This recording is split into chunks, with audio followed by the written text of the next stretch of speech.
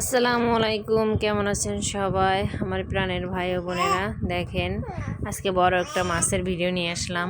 আর এই মাছটা কিন্তু খেতে ভীষণ ভালো লাগবে। এই মাছটা আমরা হয়তো অনেকে হইলে ভেজে খেতাম না।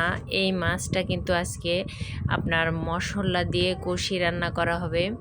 এই যে অলরেডি কষানো শুরু হয়ে গেছে। অনেকে আছে কিন্তু এরকম যে আমরা কষানো মাছ পছন্দ করি।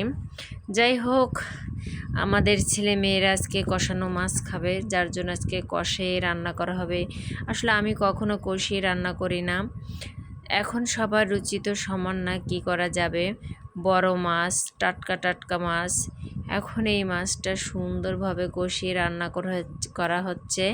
এদিকে আবার দেখেন কচুর লতি রান্না করা হবে। আর এখানে একটা আমের পাতা দেওয়া হয়েছে। এখানে কচুর লতি আগে দেখেন সিদ্ধ করে নিলাম, তারপরে সব মশলা দিয়ে এই যে কচুরলতি দিয়ে দিচ্ছি।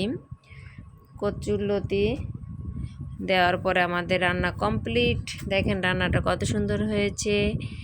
এদিকে আবার চলে আসলাম ছোলা দিয়ে মুড়ি মাখা খাওয়া হবে। এই জন্য ভালো থাকবে।